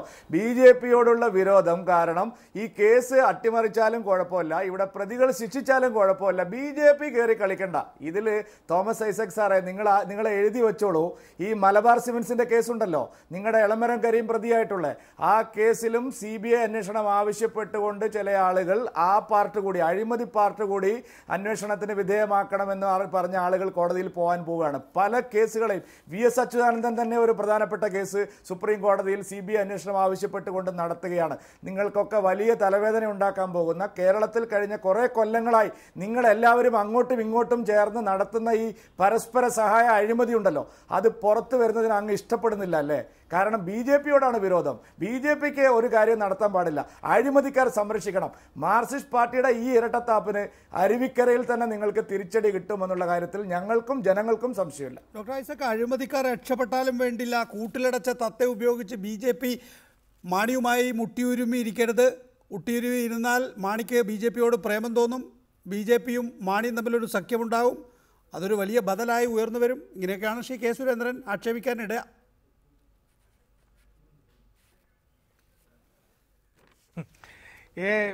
ഇവിടെ അന്വേഷണം നടത്തുന്നത് ഞങ്ങൾ ആവശ്യപ്പെട്ടത് എന്താ? കോടതിയുടെ മേൽനോട്ടത്തിലുള്ള അന്വേഷണം എന്നുള്ളതാണ്. അതല്ലേ ഏറ്റവും വിശ്വസനീയമായിട്ടുള്ള അന്വേഷണം നടത്താൻ പറ്റുക. ഇപ്പോൾ മറ്റേ പൂന കള്ള നോട്ട് കേസ്, ആവാലപ്പണത്തിൻ്റെ കേസ്, കോടതി കേസ് സുപ്രീം കോടതിയുടേത്. അപ്പം അതുകൊണ്ട് ഏറ്റവും ഫലപ്രദമായിട്ട് നടക്കുക കോടതിയുടെ നിരീക്ഷണത്തിന് കീഴിൽ പോലീസ് അന്വേഷിക്കുക എന്നുള്ളതാണ്. അത് കോടതി ആ ഘട്ടത്തിൽ അംഗീകരിച്ചിട്ടില്ല. എന്നാൽ കോടതി പറഞ്ഞിട്ടുണ്ട് നിങ്ങൾക്ക് പിന്നീട് സമീപിക്കാം. ഞങ്ങൾ കോടതിയെ സമീപിക്കാൻ പോവുകയാണ്. അതിൻ്റെ അടിസ്ഥാനത്തിൽ ഇനി എന്ത് നിലപാട് വേണമെന്നുള്ളത് ആലോചിച്ച് തീരുമാനിക്കും. ശ്രീ ആന്റണി രാജു, ഇത് ആവട്ടെ നിയമോപദേശം എന്ന് നിങ്ങൾക്ക് ആഗ്രഹിക്കാനേ കഴിയൂ. ഇനി അങ്ങനെയാണ് നിയമോപദേശമെങ്കിൽ പോലും ഡയറക്ടറാണ് ഇക്കാര്യത്തിൽ തീരുമാനമെടുക്കേണ്ടത്. കുറ്റപത്രം നൽകണോ നൽകണ്ടയോ എന്ന കാര്യത്തിൽ നേരത്തെ ഐസക് ചൂണ്ടിക്കാണിച്ചൊരു പ്രധാനപ്പെട്ട വിഷയമുണ്ട്. ഇതല്ലാതെ എന്താണ് വഴി? അരുവിക്കര നിയമസഭാ ഉപതെരഞ്ഞെടുപ്പ് തൊട്ട് മുന്നിൽ നിൽക്കുകയാണ്. അത് നിങ്ങൾക്ക് കടന്നു കിട്ടണം. അത് കഴിഞ്ഞതിന് ശേഷം ഈ സർക്കാർ നിലനിൽക്കണം. ഈ സാഹചര്യം ഉള്ളതുകൊണ്ട് ഇനിയിപ്പോൾ വിൻസനൻ പോളല്ല പടച്ചതമ്പുരാനാണ് അവിടെ ഇരിക്കുന്നതെങ്കിൽ പോലും ഇങ്ങനെ ഒരു റിപ്പോർട്ടല്ലേ ഈ സർക്കാർ എഴുതിക്കൂ? നികേഷ്, ഈ കാര്യത്തിൽ ഒരു അന്വേഷണ ഉദ്യോഗസ്ഥന്റെ അന്തിമ റിപ്പോർട്ടോ അല്ലെങ്കിൽ ഏതെങ്കിലും വിജിലൻസ് അഡ്വൈസറുടെ ലീഗൽ ഒപ്പീനിയനോ മാത്രമല്ല കോടതി പരിശോധിക്കുന്നത്. ഇതെല്ലാം കഴിഞ്ഞിട്ട് വിജിലൻസ് ഡയറക്ടർക്ക് ഒരു ഫൈനൽ റിപ്പോർട്ട് കോടതിയിൽ കൊടുക്കേണ്ടി വരും. അത് കുറ്റപത്രമായിട്ടാണെങ്കിലും അത് കുറ്റവിമുക്തനായിട്ടാണെങ്കിലും. പക്ഷേ ഇതെല്ലാം കോടതി സ്ക്രൂട്ടിനി ചെയ്യും, കോടതി പരിശോധിക്കും. കോടതിയാണ് അന്തിമമായി തീരുമാനിക്കേണ്ടത്. അന്വേഷണം തൃപ്തികരമായിരുന്നോ, ഇതിൽ കുറ്റപത്രം കൊടുക്കേണ്ടതുണ്ടായിരുന്നോ, ഈ അന്വേഷണ റിപ്പോർട്ട് അനുസരിച്ച് കുറ്റപത്രം കൊടുക്കാതിരിക്കേണ്ട കേസാണോ, ഇതെല്ലാം കോടതിയാണ് തീരുമാനിക്കാൻ പോകുന്നത്. ഏതെങ്കിലും ഒരു ഉദ്യോഗസ്ഥൻ എന്തെങ്കിലും എഴുതി കൊടുത്താൽ അപ്പാടെ വിഴുങ്ങുന്നതല്ല കോടതികൾ ചെയ്യുന്നത്. അതുകൊണ്ട് ഈ കാര്യത്തിൽ ഏത് റിപ്പോർട്ടോ വരട്ടെ, അവസാനമായി കോടതി തീരുമാനിക്കട്ടെ. ഒരു കാര്യം കൂടെ നമ്മൾ മനസ്സിലാക്കണം, ഈ കേസിന്റെ കാര്യത്തിൽ മറ്റ് പല കേസുകളും ഇല്ലാത്ത വിധത്തിൽ ഹൈക്കോടതിയും വിജിലൻസ് കോടതിയും ഒക്കെ പല ഘട്ടങ്ങളിൽ ഈ കേസിന്റെ വിവിധ ഘട്ടങ്ങളിൽ പരിശോധന നടത്തിയിട്ടുണ്ട്. അപ്പോഴെല്ലാം കോടതികൾ പറഞ്ഞത് എന്താണ്? ഈ കേസിന്റെ അന്വേഷണം ശരിയായ ദിശയിലാണ് പോകുന്നത്. കോടതി ഇപ്പോൾ ഇടപെടേണ്ട യാതൊരു കാര്യവുമില്ല. ഇനി ഇവിടെ സുരേന്ദ്രൻ പറയുന്ന പോലെ CBI അല്ല, സാക്ഷാൽ സുരേന്ദ്രൻ അന്വേഷിച്ചാൽ പോലും ഈ കേസിൽ KM മാണിക്കെതിരെ കുറ്റപത്രം കൊടുക്കാൻ നിയമപരമായി ഈ രാജ്യത്തുനിന്ന് നിലവിലുള്ള അവസ്ഥ അനുസരിച്ച് ഒരു തെളിവുമില്ല, അതിന് കഴിയുകയില്ല, അതിന് നിയമപരമായി നിലനിൽപ്പുണ്ടാകില്ല. ശ്രീ സുനിൽ, ഫൈനൽ റിപ്പോർട്ട് കൊടുത്താൽ തന്നെയും സ്ക്രൂട്ടിനി ചെയ്യും കോടതി, വിജിലൻസ് കോടതി തന്നെ. അപ്പോൾ നിങ്ങൾ വിജിലൻസ് കോടതിയെ ശരിയായ രീതിയിൽ അഭിമുഖീകരിച്ചാൽ പോരെ? ഇതേ വിജിലൻസ് കോടതി തന്നെയാണ് ഉമ്മൻചാണ്ടിക്ക് എതിരായ ഒരു പരാമർശം എവിടെയോ വന്ന ഘട്ടത്തിൽ അതുകൂടി അന്വേഷിക്കണം എന്നാവശ്യപ്പെടുകയും അന്വേഷിച്ചു കൊണ്ടുവന്നപ്പോൾ ഇതുപോരാ, മറ്റു കാര്യങ്ങൾ കൂടി അന്വേഷിക്കൂ എന്ന് പറയുകയും ഒക്കെ ചെയ്ത്. ശരിയാണ്, പാകിസ്ഥാൻ ചാരൻ എന്ന് പറഞ്ഞ് എല്ലാവരും കൂടെ ഓടിച്ചു ആ ജഡ്ജിയെ, ആ ആളെ. എങ്കിൽ തന്നെയും ഈ തരത്തിലൊരു പരിശോധന നടക്കുന്നുണ്ട് കോടതിയിൽ. അല്ല, കോടതിയിൽ നമുക്ക് വിശ്വാസമില്ല എന്നൊന്നും പറയാൻ കഴിയില്ല. കോടതിയാണല്ലോ ഈ കേസിൽ തന്നെ. ഈ കേസിൽ കോടതി ഒരു ഘട്ടത്തിൽ ഇടപെട്ടില്ലായിരുന്നെങ്കിൽ അങ്ങനെ ഒരു എഫ്ഐആർ വരുമായിരുന്നോ? ലളിതകുമാരി കേസ് ഇവിടെ അപ്ലൈ ചെയ്യപ്പെടുമായിരുന്നോ? അപ്പൊ കോടതിക്ക് കോടതിയുടെ ശക്തിയുണ്ട്, അത് ഉപയോഗപ്പെടുത്തേണ്ടി വരും. അപ്പൊ ഇവര് പറയുന്ന പോലെ നിങ്ങൾ പറയുന്ന എല്ലാ കാര്യങ്ങളും കോടതി അംഗീകരിച്ചോളൂന്ന് ആരും പ്രതീക്ഷിക്കണ്ട. ഞാനിപ്പോഴും ഈ വിജിലൻസ് ഡയറക്ടർ ഇങ്ങനെ ഒരു പാതകം ചെയ്യാൻ പോകുന്നു ഞാൻ പ്രതീക്ഷിക്കുന്നില്ല. അതിന് അദ്ദേഹത്തിന് പിന്നെ എടുക്കാത്ത കാശാവും. ഇവിടെ ഈ വിജിലൻസ് എന്ന് പറഞ്ഞാൽ ജനങ്ങൾക്കറിയാം, KM മാണി കൈക്കൂലി വാങ്ങിയുന്ന കാര്യം ഈ ആന്റണി രാജുവിന് പോലും അറിയുന്ന കാര്യമാണ്, ലോകത്തെല്ലാവർക്കും അറിയുന്ന കാര്യമാണ്. പിന്നെ അവസാനമായിട്ട് കൈക്കൂലി വാങ്ങിയിട്ടില്ല എന്ന് റിപ്പോർട്ട് വാങ്ങി കുറ്റപത്രമാക്കി കഴിഞ്ഞാൽ ഈ രാജ്യത്തെ ജനങ്ങളില്ല ഇവിടെ. ഇതെന്തായി പറയുന്നത്? വെള്ളരിക്കപ്പെട്ടതാണോ? ഇത്രയും വലിയ അഴിമതി നമുക്ക് എല്ലാവർക്കും അറിയാം. ഇവിടെ ഇലക്ഷൻ വരാൻ പോവാണ്. ഇലക്ഷൻ മുമ്പ് ഇങ്ങനെ ഒരു നാടകം ആവശ്യമാണ്. ഇത് നീട്ടിക്കൊണ്ടുപോകാനാണോ ഇങ്ങനെ ചെയ്യുന്നത് നമുക്കറിയാൻ കഴിയില്ല. കോടതി എന്തായാലും സുനിൽ പറയുന്നത് കോടതിയിൽ ഞങ്ങൾക്ക് വിശ്വാസമുണ്ട്. ഇനി അഥവാ വിജിലൻസ് കോടതി അല്ലെങ്കിൽ മേൽക്കോടതി എന്നുള്ള നിലയിൽ ഞങ്ങൾ ഹൈക്കോടതിയെ തന്നെ സമീപിക്കും എന്നാണ്. പക്ഷേ അഡ്വക്കേറ്റ് ഉദയഭാനു, ഈ കേസിൽ ഇങ്ങനെയാണ് വഴിത്തിരിവ് എന്ന് തന്നെ ധരിക്കുക. നമുക്ക് ഉറപ്പില്ല എങ്കിൽ തന്നെയും എല്ലാ സൂചനകളും ആ ദിശയിലേക്കാണ്. ബിജു രമേശിൻ്റെ ഈ കേസ് പരാജയപ്പെടുകയാണ് എങ്കിൽ ബാറുടമകൾ ഒത്തൊരുമിച്ച് നിന്നില്ല എന്നുള്ളത് കൊണ്ടായിരിക്കില്ലേ അത്? അതായത് ഒരു കോസ് അവരെ സംബന്ധിച്ചിടത്തോളം ഉണ്ട്. ഇത് ഒരു റിപ്പോർട്ടിൻ്റെ അടിസ്ഥാനത്തിലോ അല്ലെങ്കിൽ മറ്റെന്തെങ്കിലും പഠനത്തിൻ്റെ അടിസ്ഥാനത്തിലോ ഗവൺമെൻറ് തീരുമാനിച്ച വിഷയമല്ല, അതായത് ബാറുകൾ അടച്ചിടുക എന്നുള്ളത്. പകരം കോൺഗ്രസിലെ ഗ്രൂപ്പ് വഴക്കിൻ്റെ അടിസ്ഥാനത്തിൽ രൂപപ്പെട്ടതാണ്. എന്നിട്ട് പോലും ഈ ബാറുടമകൾ ഒരുമിച്ച് നിൽക്കാൻ കൂട്ടാക്കിയില്ല. അത് അവരുടെ വ്യവസായത്തെ ആകെ തകർത്തു. അപ്പോൾ അതെന്താണ് എന്നത് സംബന്ധിച്ച് അവർക്കിടയിൽ തന്നെ വലിയ ആശയക്കുഴപ്പമുണ്ട്. അവർ എക്സിക്യൂട്ടീവ് യോഗം ചേർന്നു, അതിനകത്ത് ഒരു തീരുമാനമെടുത്തുവെങ്കിൽ പോലും അത് പിന്നീട് വന്ന നടപടികളിൽ പോലും അവർക്ക് നടപ്പാക്കാനായില്ല. പ്രത്യേകിച്ച് രാജ്കുമാർ ഉണ്ണിയുടെയും കൃഷ്ണദാസിൻ്റെയും ഒക്കെ നുണപരിശോധനയുടെ കാര്യത്തിൽ പോലും അത് ആ തരത്തിൽ നടപ്പാക്കാനായില്ല. അപ്പോൾ ഇവരുടെ ഒത്തൊരുമിച്ച് നിൽക്കാത്തത് കൊണ്ടാണ് യഥാർത്ഥത്തിൽ ഈ കേസ് പരാജയപ്പെടുന്നുണ്ടെങ്കിൽ പരാജയപ്പെടുക എന്നുള്ള വിലയിരുത്തലായിരിക്കില്ലേ ശരി? തികച്ചും സാങ്കല്പികമാണ് ആ ചോദ്യമെങ്കിൽ തന്നെയും ഈ കേസുകളിൽ ശരിക്കും ഇരകളായിട്ടുള്ള ആളുകളാണ് ഈ ബാർ ഹോട്ടൽ ഉടമകൾ. ആ ഇരകൾ കൂട്ടായിട്ട് ഒരുമിച്ച് നിൽക്കാതിരുന്നതിൻ്റെ തന്നെ വേട്ടക്കാരൻ എന്ന നിലയിൽ അതിൻ്റെ നേട്ടം കൊയ്തെടുത്തിട്ടുള്ളത് ആരോപണ വിധേയനായിട്ടുള്ള ശ്രീ മാണിയും അദ്ദേഹത്തെ പിന്തുണയ്ക്കുന്ന ഇന്നത്തെ സംസ്ഥാന ഗവൺമെൻറ്റുമാണ്. ആ ഒരു വസ്തുത നമ്മൾ കാണാതിരുന്നത് ഇതിൻ്റെ പ്രശ്നത്തെ ഗൗരവം കുറച്ച് കാണുന്നതാണ്. തീർച്ചയായിട്ടും ഇതിൻ്റെ നേട്ടം കൊയ്തെടുത്ത ആളുകൾ എന്ന നിലയിൽ ഇതിൽ കോട്ടങ്ങൾ ഉണ്ടായിട്ടുള്ള മറ്റൊരു വീക്ക്നെസ് വന്നിട്ടുള്ള വിഭാഗം എന്ന നിലയിൽ അത് ഹോട്ടൽ ഉടമകൾക്കാണ്. ആ ഹോട്ടൽ ഉടമകൾ ഒരുപക്ഷെ ഒത്തൊരുമിച്ച് അവരുടെ 23-ാം തീയതി നടന്ന മീറ്റിംഗിൽ അവർ പ്രകടിപ്പിച്ച രീതിയിലുള്ള ഐക്യം ഉണ്ടായിരുന്നുവെങ്കിൽ ശക്തമായിട്ടുള്ള ഇതിലൊരു പ്രോസിക്യൂഷൻ ഇതിന് എത്രയോ മുൻപ് തന്നെ ഉണ്ടാകുമായിരുന്നു എന്ന് നമുക്ക് മനസ്സിലാക്കാവുന്നതാണ്. അഡ്വക്കേറ്റ് ഉദയഭാനു, ഇനി ഹൈക്കോടതിയിൽ അപ്പീൽ പോവുക എന്നുള്ളതാണോ ഇവരുടെ മുന്നിലുള്ള പോംവഴി? കേസ് ഈ നിലയിലാണ് പോകുന്നതെങ്കിൽ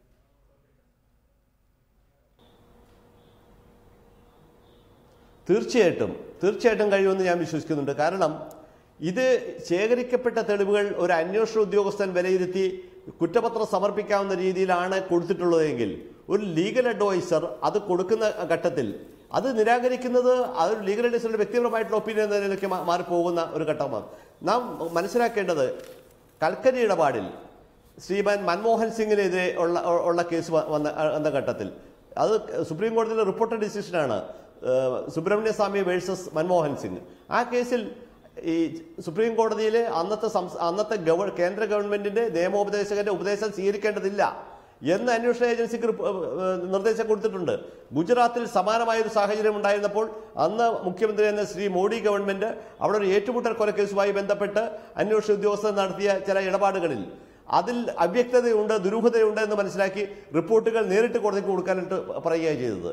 അപ്പോൾ ഈ കാര്യത്തിൽ ഒരു ഇടപെടൽ ജുഡീഷ്യലായിട്ട് ഉണ്ടാകേണ്ടത് ആവശ്യമാണ് എന്ന വസ്തുത മാറ്റി നിർത്തിയാൽ പോലും അത് ഉണ്ടാകുമെന്ന് വിശ്വസിക്കാൻ തക്ക സാഹചര്യങ്ങളുണ്ട്. എന്തുകൊണ്ടെന്നാൽ ഈ കേസിൽ ഇതുവരെ ശേഖരിക്കപ്പെട്ട തെളിവുകൾ അത് നിയമപരമായി വിലയിരുത്തിയാൽ ഈ ശ്രീ മാണി കൈക്കൂലി വാങ്ങിച്ചിട്ടുണ്ട് എന്ന ഒരൊറ്റ തിയറിയിലേക്ക് മാത്രമേ എത്താൻ കഴിയുള്ളൂ. ശ്രീ കുഞ്ഞാലിക്കുട്ടിയുടെ ആ ഫോൺ സംഭാഷണവും ആയി കൂട്ടിച്ചേർത്ത് വായിച്ചാൽ. അപ്പോൾ ബിജു, ഇതിനകത്ത് ആരാണ് പോകേണ്ടത്? ഇപ്പോൾ സുനിലൊക്കെ പോകാൻ തയ്യാറാണ് എങ്കിൽ തന്നെയും ഇതിൽ പരാതിക്കാരൻ നേരത്തെ കോടതിയുടെ നിരീക്ഷണം ആവശ്യപ്പെട്ടുകൊണ്ട് വിജിലൻസ് കോടതിയിൽ ചെന്നത് ബിജു രമേശാണ്. ബിജു രമേശിന് പോകാൻ കഴിയുമോ?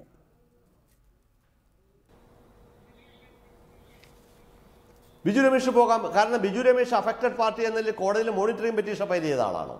ബിജു രമേശിന്റെ മോണിറ്ററിംഗ് പെറ്റീഷൻ ഫയൽ ചെയ്യുന്ന അവസരത്തിൽ ബിജു രമേശിന്റെ സ്റ്റാറ്റസ് എന്ത് എന്ന നിലയ്ക്ക് കോടതി ചോദിച്ചപ്പോൾ അത് കോടതിയെ ബോധ്യപ്പെടുത്താൻ ബിജു രമേശിന് കഴിഞ്ഞിട്ടുണ്ട്. അതുകൊണ്ട് തന്നെയാണ് ബിജു രമേശ് ഓരോ അവധികളിൽ കോടതിയിൽ ഹാജരായി ഈ കേസിൽ മോണിറ്ററിംഗിൽ കോടതി ഇടപെടണമെന്നും അന്വേഷണം ഏത് നിലയ്ക്കാണ് പുരോഗമിക്കുന്ന റിപ്പോർട്ടുകൾ വരുത്തണമെന്നും ആവശ്യപ്പെട്ടത്. അതിന്റെ ഭാഗികമായിട്ട് കോടതി അത് അംഗീകരിച്ചു എന്നുള്ളതിന്റെ സൂചനയാണ് ഇടയ്ക്ക് ശ്രീ അഗസ്റ്റിൻ തന്നെ അതിന്റെ റിപ്പോർട്ടുകൾ കോടതിയിൽ സമർപ്പിക്കാനിടയായത്. അതുകൊണ്ട് തന്നെ ശ്രീ സുനിൽകുമാർ MLA പോലെ തന്നെ ശ്രീ ബിജു രമേശിനും ഈ കേസിൽ ഹൈക്കോടതിയെ സമീപിക്കാനുള്ള അവകാശമുണ്ട്. ആ അവകാശം ശ്രീ VS അച്യുതാനന്ദൻ പ്രതിപക്ഷ നേതാവ് എന്നതിനുണ്ട്. കാരണം അദ്ദേഹം കൊടുത്തൊരു പരാതിയുടെ അടിസ്ഥാനത്തിലാണ് ഈ കേസിന്റെ ഉത്ഭവം തന്നെ വരുന്നത്, കേസിൻ എന്ന നിലയ്ക്ക്. അതുകൊണ്ട് ഇത്തരം ആളുകൾക്കെല്ലാം തന്നെ ഇത് പോകാം.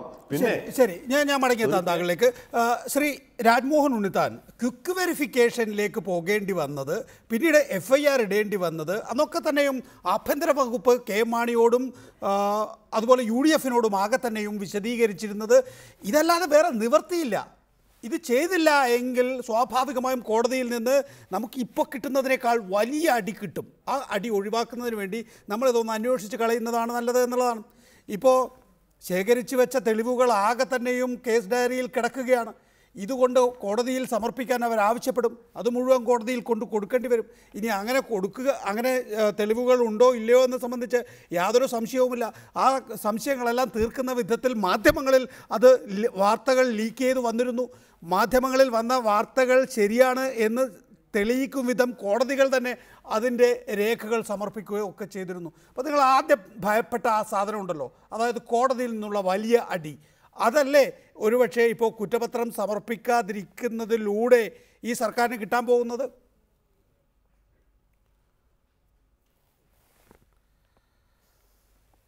നികേഷിൻ്റെ ഈ ചോദ്യത്തിൽ തന്നെ ഞങ്ങളെ ഭയപ്പെടുത്തുന്നതിൻ്റെ ഒരു ലാഞ്ചന ഞാൻ കാണുന്നുണ്ട്. പക്ഷേ അത് ഞാൻ മുഖവിലേക്ക് എടുക്കുന്നില്ല, ഞാൻ പ്രഥമ ദൃഷ്ട്യാ തള്ളിക്കളയുകയാണ്. കാരണം അത്തരം ഒരു ഭീഷണിയും ഭയപ്പെടുത്തലും ഒന്നും ഞങ്ങളോട് വേണ്ട, ഞങ്ങൾക്ക് അത്തരം യാതൊരു ഭയവും ഇക്കാര്യത്തിലില്ല. പിന്നെ നമ്മുടെ രാജ്യത്ത് വ്യവസ്ഥാപിതമായ ഒരു നിയമമുണ്ട്, പ്രിവെൻഷൻ ഓഫ് കറപ്ഷൻ ആക്ട്. അതിനകത്ത് എന്താ പറയുന്നത്? ഒരു പൊതുപ്രവർത്തകനെതിരെ ഒരു ആരോപണം ഉയർന്നു വന്നാൽ ആ ആരോപണത്തിൻ്റെ പേരിൽ FIR ഇട്ട് കേസെടുക്കാൻ പാടില്ല. ആരോപണത്തിൽ അടിസ്ഥാനമുണ്ടോ, ആരോപണത്തിൽ കഴമ്പുണ്ടോ എന്ന് അന്വേഷിച്ച് ബോധ്യപ്പെട്ടാൽ മാത്രം FIR ഇട്ട് കേസെടുക്കുക. അത് പ്രിവെൻഷൻ ഓഫ് കറപ്ഷൻ ആക്ട് പറയുന്നുണ്ട്. സുപ്രീം കോടതി അത് അംഗീകരിച്ചിട്ടുണ്ട്. ശ്രീ അച്യുതാനന്ദൻ നൽകിയ പരാതി ക്വിക്ക് വെരിഫിക്കേഷന് വിജിലൻസ് ഡയറക്ടർ അയക്കാൻ കാരണം സുപ്രീം കോടതിയുടെ വിധിയും പ്രിവെൻഷൻ ഓഫ് കറപ്ഷൻ ആക്ടുമാണ്.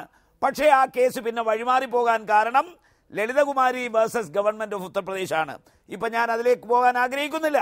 പക്ഷേ ഈ കേസിൻ്റെ അന്വേഷണം പൂർത്തിയായി. ഇനിയിപ്പോൾ ഇവിടെ ഉദയഭാനു പറയുന്നു, അല്ലെങ്കിൽ മറ്റു പലരും പറയുന്നു മൻമോഹൻ വേഴ്സസ് സുബ്രഹ്മണ്യ സ്വാമി. എന്തിനാ അതിനകത്ത് പോകുന്നത്? നമ്മൾ അതിലെങ്ങും പോകേണ്ട കാര്യമില്ല. പോകാതെ തന്നെ നിയമത്തിൻ്റെ ബാലപാഠം അറിയാവുന്ന എല്ലാവർക്കും അറിയാം, ഈ വിജിലൻസ് ഡയറക്ടർക്ക് ഈ നിയമോപദേശം സ്വീകരിക്കാം, സ്വീകരിക്കാതിരിക്കാം, തള്ളിക്കളയാം. അത് അദ്ദേഹത്തിൻ്റെ തീരുമാനമാണ് അന്തിമം. അല്ലാതെ ഈ വിജിലൻസിന് കൊടുക്കുന്ന ഉപദേശം സ്വീകരിക്കണമെന്നില്ല. അത് തള്ളിക്കളയാനും അവകാശമുണ്ട്. ഇതൊക്കെ നമ്മൾ സാങ്കല്പികമായ ചോദ്യങ്ങളും ഉത്തരങ്ങളും സ്വയം കണ്ടെത്തുകയാണ്. ഇവിടെ ഒരു കാര്യം ഞാൻ പറയാം. ഇവിടെ ഇതിനേക്കാൾ വലിയ പ്രമാദമായ കേസല്ലേ ലാവലിൻ കേസ്? അതിൽ കുറ്റപത്രം തയ്യാറാക്കിയില്ലേ? കുറ്റപത്രം വിചാരണ കോടതിക്ക് കൊടുത്തില്ലേ? വിചാരണ കോടതി വിചാരണ കൂടാതെ ആ കുറ്റപത്രം തള്ളിക്കളഞ്ഞില്ലേ? ഇതൊക്കെ നമ്മുടെ ജുഡീഷ്യൽ സ്ക്രൂട്ടിനിയുടെ ഭാഗമാണ്. അതുകൊണ്ട് ഇപ്പം നാളെ മാണിക്കെതിരെ കുറ്റപത്രം ആകാതിരിക്കാം. FIR-ൽ പേര് വന്ന പോലെ കുറ്റപത്രത്തിൽ പേര് വന്നു. നാളെ കുറ്റപത്രം വായിച്ചു കേൾപ്പിക്കുന്നു. കുറ്റം ചെയ്തോ എന്ന് ചോദിക്കുന്നു. ചെയ്തില്ലെന്ന് പറഞ്ഞാൽ ജുഡീഷ്യൽ സ്ക്രൂട്ടിനി ആരംഭിക്കുന്നു. ആ സ്ക്രൂട്ടിനിയുടെ അന്തിമമായ വിധി വരുന്നത് വരെ നമുക്കൊരാളെ കുറ്റവാളിയാക്കാൻ പറ്റുമോ? ഇവിടെ ഇന്ത്യൻ പാർലമെന്റിൽ 150 MPമാർ FIR-ൽ പ്രതികളാ, കുറ്റപത്രത്തിൽ പ്രതികളാ. അവർ രാജിവെക്കണമെന്ന് ഇവിടെ ആരും ആവശ്യപ്പെടുന്നില്ലല്ലോ. എന്തുകൊണ്ടാ? ഒരു നിയമവാഴ്ചയെ അംഗീകരിക്കുന്ന രാജ്യമാണ് ഈ രാജ്യം. അതുകൊണ്ട് ഞങ്ങളെ സംബന്ധിച്ചിടത്തോളം ഈ കേസ് CBIക്ക് പോകണമെന്ന് ആരെങ്കിലും ആവശ്യപ്പെട്ടാൽ പോട്ടെ, CBI അന്വേഷിക്കട്ടെ. CBI BJPയുടെ ഒരു ഏജൻസിയാണെന്ന് ഞാൻ വിശ്വസിക്കുന്നില്ല. ഇന്ത്യയിൽ ഇന്ന് നമുക്ക് വിശ്വസിക്കാൻ കഴിയുന്ന ഏറ്റവും വലിയ അന്വേഷണ ഏജൻസിയാണ്. അതുകൊണ്ട് അവരന്വേഷിക്കട്ടെ.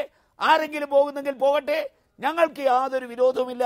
കാരണം ഏത് ഏജൻസി അന്വേഷിച്ചാലും KM മാണിയിൽ ഒരു കുറ്റവും കണ്ടെത്താനാവില്ല എന്ന് വിശ്വസിക്കുന്ന ഒരാളാണ് ഞാൻ. തുടരുക. അഡ്വക്കേറ്റ് ജയശങ്കർ, രാഷ്ട്രീയമായി അതിനെ ഒന്നുകൂടി അവലോകനം ചെയ്താൽ, അതായത് മാണിക്കെതിരെ കുറ്റപത്രം കൊടുത്താൽ മാണിക്കുള്ളിൽ നിന്ന് തന്നെ രാജി ആവശ്യം വരും. പ്രത്യേകിച്ച് ജോസഫ് ഗ്രൂപ്പിൽ നിന്ന് തന്നെ ആ രാജി ആവശ്യം വരും. അത് മുന്നണിയെ പിളർത്തും, അല്ലെങ്കിൽ മാണിയെ പിളർത്തും. മാണിയെ പിളർത്തിയാൽ മുന്നണി സർക്കാരിൻ്റെ പതനമായിരിക്കും. അപ്പോൾ നേരത്തെ രമേശ് ചെന്നിത്തല UDF-നെയും മാണിയെയും അറിയിച്ച ആ ഒരു കോടതി ഭീഷണി ഉണ്ടല്ലോ, ആ കോടതി ഭീഷണി അവിടെ കിടന്നോട്ടെ. നമ്മളെ സംബന്ധിച്ചിടത്തോളം സർക്കാർ നിലനിന്നാൽ മതി. കോടതി ഇനിയിപ്പോൾ ഭീഷണിപ്പെടുത്തുകയാണെങ്കിൽ, നമ്മളിപ്പോൾ സലിം രാജിൻ്റെ ഭൂമി ഇടപാട് കേസിൽ എന്തൊക്കെ പറഞ്ഞിരുന്നു കോടതി, എന്നിട്ട് വല്ല ഇടക്കവും ഉണ്ടായോ? അപ്പോൾ കോടതി അങ്ങനെ പലതും പറയും, പ്രത്യേകിച്ച് അങ്ങനെയുള്ള പരാമർശങ്ങളൊക്കെ വരും. അതൊന്നും ഇപ്പോൾ ഭയക്കേണ്ടതില്ല. നമുക്കിപ്പോൾ സർക്കാരിനെ നിലനിർത്തിയാൽ മതി എന്നുള്ള ആ തീരുമാനം, ആ പൊളിറ്റിക്കൽ ഡിസിഷൻ, അത് ഉചിതമായില്ലേ? അത് തന്നെയാണ് ഇവിടെ സംഭവിച്ചിട്ടുള്ളത്. ലളിതമായ ഭാഷയിൽ പറഞ്ഞാൽ നികേഷ് പറഞ്ഞ കാര്യം തന്നെയാണ് സംഭവിച്ചിട്ടുള്ളത്. കാരണം ഈ സർക്കാരിന്റെ കാലാവധി കഴിയാൻ പോവുകയാണ്. 2016 മെയ് മാസം വരെയുള്ളൂ. മാർച്ച് മാസത്തിൽ തെരഞ്ഞെടുപ്പ് പ്രഖ്യാപിക്കും. തെരഞ്ഞെടുപ്പ് പ്രഖ്യാപിച്ചാൽ പിന്നെ നയപരമായിട്ടുള്ള കാര്യങ്ങളൊന്നും തീരുമാനിക്കാൻ പറ്റില്ല, പിന്നെ പണം വാങ്ങാൻ പറ്റുകയില്ല. അപ്പോൾ വരുന്ന മാർച്ച് മാസം വരെ ഉള്ള സമയം എന്ന് പറഞ്ഞാൽ റബ്ബർ കർഷകരുടെ ഭാഷ പറഞ്ഞ സ്ലോട്ടർ ടാപ്പിക്കിന്റെ സമയമാണ്. ഇപ്പോൾ പരമാവധി വിതയ്ക്കുകയും കൊയ്യുകയും ചെയ്യുക. ഇപ്പൊ കൊയ്ത്തും മേടിയാണ് നടന്നുകൊണ്ടിരിക്കുന്നത്. അതിന്റെ ഭാഗമായിട്ടുള്ള നടപടിക്രമങ്ങൾ. അപ്പൊ മാണിയെ സംബന്ധിച്ചുള്ള അദ്ദേഹത്തിന്റെ അവസാനത്തെ ഇന്നിംഗ്സ് ആണ്. ഇനി ഒരിക്കലും അദ്ദേഹം മത്സരിക്കുമെന്ന് എനിക്ക് തോന്നുന്നില്ല. മത്സരിച്ചാലും വളരെ ബുദ്ധിമുട്ടാണ്. മന്ത്രി ഒന്നും ആകാൻ പോകുന്നു. അപ്പൊ ഈ അവസാന കാലത്ത് കിട്ടാവുന്ന അത്രയും അദ്ദേഹം ഉണ്ടാക്കട്ടെ. ഉമ്മൻചാണ്ടിയെ സംബന്ധിച്ചിടത്തോളം മുഖ്യമന്ത്രി എന്നുള്ള നിലക്ക് ഒരുപക്ഷെ അവസാനത്തെ ഇന്നിംഗ്സ് ആയിരിക്കും. അപ്പൊ പരമാവധി സംഖ്യ സമാഹരിക്കുക. വിഭവ സമാഹരണത്തിനാണ് സർക്കാർ ഇനി അങ്ങോട്ടേക്ക് പ്രാധാന്യം നൽകാൻ പോകുന്നത്. കടുംവെട്ടെന്ന് പറയും. ഈ വിഭവ സമാഹരണം എന്ന് താങ്കൾ പറയുന്നത് ഈ കടുംവെട്ടാണോ? എന്നോടാണ്? അതെ, തീർച്ചയായിട്ടും കടുംവെട്ടാണ് വിഭവ സമാഹരണം, അല്ലാതെ റവന്യൂ കളക്ഷൻ അല്ല. ഞാൻ വിഭവ സമാഹരണം ഉദ്ദേശിക്കുന്ന മന്ത്രിമാരെ അവിഹിതമായിട്ട് പണം ഉണ്ടാക്കുന്നതിന് ഉദ്ദേശിച്ചത്. അതാണല്ലോ ഇവിടെ ചെയ്തുകൊണ്ടിരിക്കുന്നത്. അപ്പൊ അതുകൊണ്ട് VD സതീശൻ പറയുന്നതോ അല്ലെ പന്തള സുധാകരൻ പറയുന്നതോ രാജ്ഭവൻ ഉണ്ണിത്താൻ പറയാതെ പറയുന്നതോ ഒന്നും ആരും ഗൗനിക്കാൻ പോകുന്നില്ല. അങ്ങനെ പറയുന്നവർക്ക് പറയാം. കാരണം അവരെ സംബന്ധിച്ച് ഇനി ഒരുപാട് കാലം മുന്നിലുണ്ട്. നേരെ മറിച്ച് ഇങ്ങനെയുള്ള ആളുകളെ സംബന്ധിച്ചുള്ള അവര് അവസാനത്തെ ഇന്നിംഗ്സ് ആണ്. ഇപ്പൊ മാണി സാറിനാണെങ്കിൽ 5 പെൺമക്കളാണ്. അപ്പൊ അവരൊക്കെ ഭാവി സുരക്ഷിതമാക്കണം. മക്കളുടെ അവരുടെ മക്കളുടെ കൊച്ചു മക്കളുടെ ഒക്കെ സമ്പാദിക്കണ്ടേ? അതിനൊക്കെ ഇപ്പോഴല്ലേ ഇനി 1 കൊല്ലം കൂടി കഴിഞ്ഞാൽ വല്ലതും ചെയ്യാൻ പറ്റുമോ? അപ്പോൾ എടുക്കാത്ത നാണയമായി മാറിയ മാണി എന്ന് പറഞ്ഞൊരു നേതാവിനെ കുറിച്ച് നമ്മളൊക്കെ ചർച്ച ചെയ്യും. അപ്പൊ ആ ഒരു അവസ്ഥയിലേക്ക് കൂടുതൽ മുമ്പ് കിട്ടാവുന്നത്ര ഉണ്ടാക്കുക എന്നുള്ളതാണ് അവരുടെ ലക്ഷ്യം. അതാണ്, ആ നിലയിലാണ് താങ്കൾ അതിനെ കാണുന്നത്. ഡോക്ടർ ഐസക്, നിയമസഭാ സമ്മേളനം ചേരും എന്നുള്ളത് നമുക്കറിയാവുന്ന വസ്തുതയാണ്. പക്ഷേ അത് ചേരാതിരിക്കാനുള്ള ശ്രമം നടക്കുന്നുണ്ട് എന്നുള്ളത് അറിയുന്ന വസ്തുതയാണോ?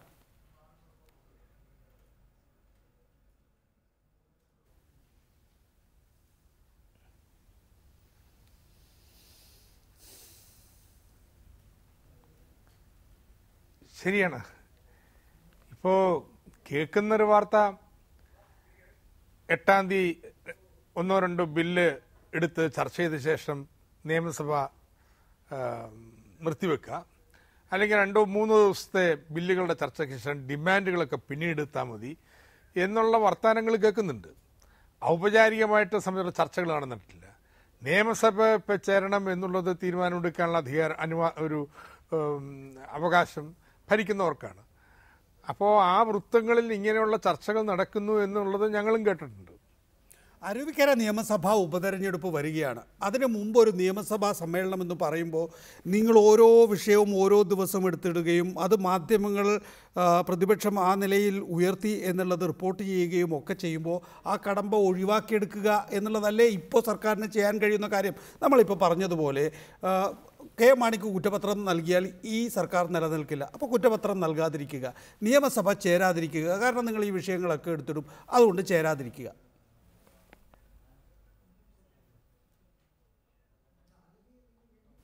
അത് തന്നെയാണ് ലക്ഷ്യം.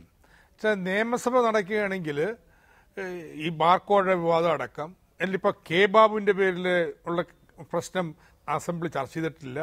ഈ പ്രശ്നങ്ങളൊക്കെ നിരന്തരം ഉന്നയിക്കപ്പെടും, അടിയന്തര പ്രമേയങ്ങളായിട്ടും അല്ലാതെ ചർച്ചകളിലുമെല്ലാം.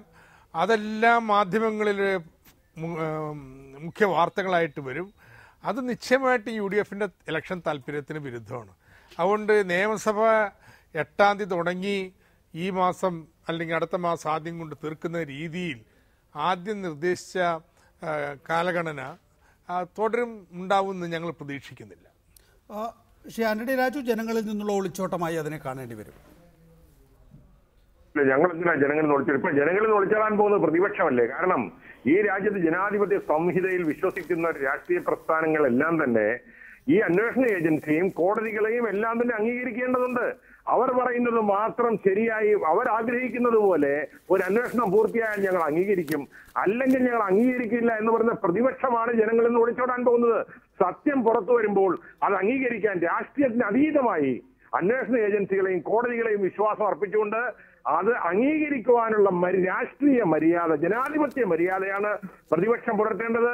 ഇനിയെങ്കിലും ശ്രീ KM മാണിയുടെ പേരിലുള്ള ആരോപണം ഉന്നയിച്ചത് തെറ്റായിപ്പോയി, ഞങ്ങൾക്ക് മാപ്പ് തരണമെന്ന് ജനങ്ങളോട് പറഞ്ഞുകൊണ്ട് ഈ ആരോപണത്തിൽ നിന്ന് പിന്മാറുകയാണ് പ്രതിപക്ഷം ചെയ്യേണ്ടത്. എങ്കിൽ പ്രതിപക്ഷത്തെ ജനങ്ങൾ കുറെ കൂടി വിശ്വസിക്കും. വളരെ നന്ദി Shri Antony Raju, doctor TM Thomas Isaac, Shri Rajmohan Unnithan, ഒപ്പം തന്നെ ആന്റണി രാജു, സുനിൽകുമാർ, അഡ്വക്കേറ്റ് ഉദയഭാനു, കെ സുരേന്ദ്രൻ ഈ ചർച്ചയിൽ പങ്കെടുത്തതിന്